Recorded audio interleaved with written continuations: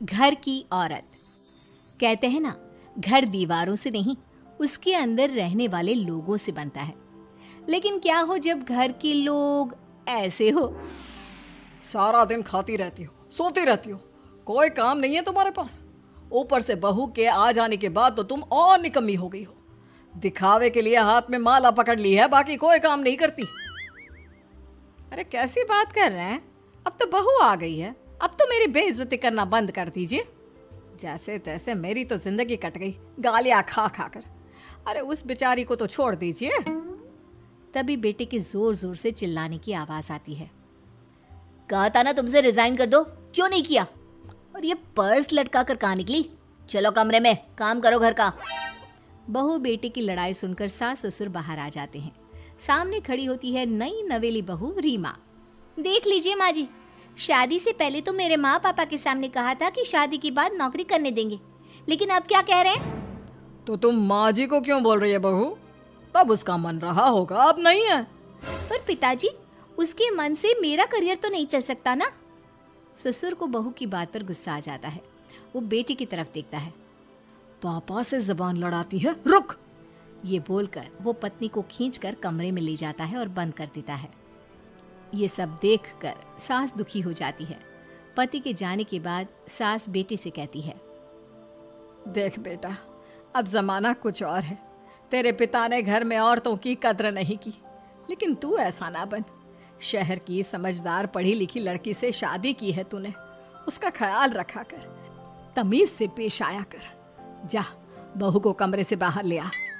लेकिन बेटा नहीं मानता और बहू कमरे में सारा दिन बंद रहती है। शाम को बेटा बाहर जाता है कि सास चाय और बिस्कुट लेकर बहू के कमरे में जाती है। बहू बेटा ये ले, चाय पी ले।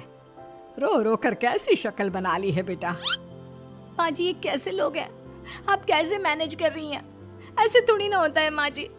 घर की औरतों को तो पिताजी और ये इंसान समझते ही नहीं।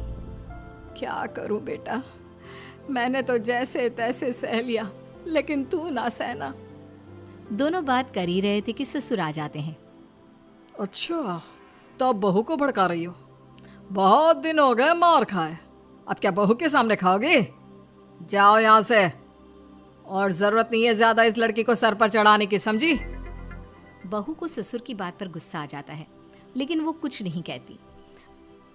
आए दिन बहू देखती है कि कैसे उसकी सास और उसके साथ उसका ससुर और पति गंदा व्यवहार करते हैं।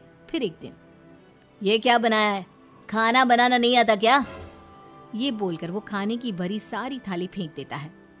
अरे बेटा कोई बात नहीं, शांत हो जा, मैं अभी बाहर से कुछ मंगवा देता हूँ। हाँ पापा, ऑर्डर करिए। ऐसे खाने से तो पेट भरने से रहा। वैसे खाना तुमको बनाना आता नहीं और बाहर जाकर नौकरी करना चाहती हो।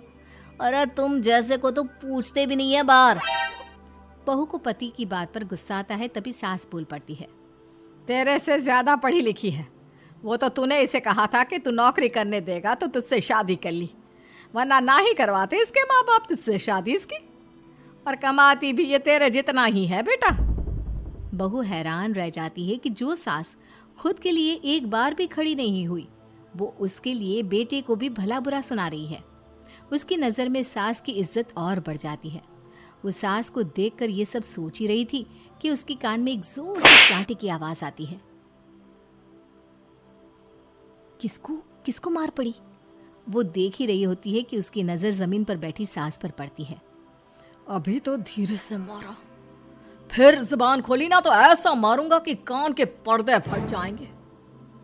सास रो रही थी। बेटा और पति वहां से चले जाते हैं। पिताजी अच्छा किया माँ को जोर का चांटा लगाकर। आगे से जबान खोलने से पहले 4 बार सोचेंगी।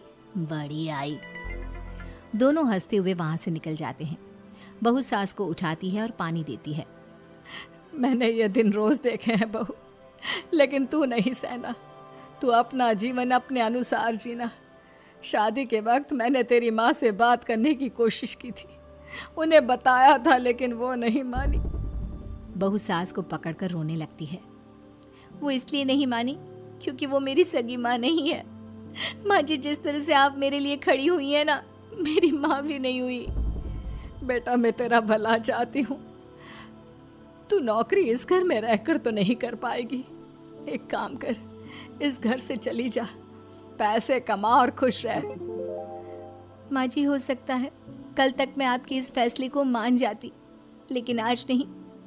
माँ जी, आप यहाँ इस नर्क को झेले और मैं आपको छोड़कर चली जाऊं? नहीं, कभी नहीं। अगले रोज, सुनिए, वो क्या है ना, मुझे कुछ कपड़े और गहनों की ज़रूरत है, तो ज़रा पैसे दीजिए ना। अब आप घर के मर्द हो तो पैसे तो आपसे ही मांगूंगे ना। बुरा तो नहीं लग रहा ना आपको? नहीं नहीं, बुरा क्यों लगेगा, ये लो कार्ड, कर लेना शॉपिंग। अगले रोज, बिजली का बिल आया है 10,000 का, भर दीजिएगा। इतना बिल कैसे आ गया? बेटा वो क्या है ना, सारा दिन बहू घर में रहती है तो कमरे में एसी और टीवी चलता रहता है। अब कम से कम बाहर जाए तो 4 पैसे कमा कर लाए।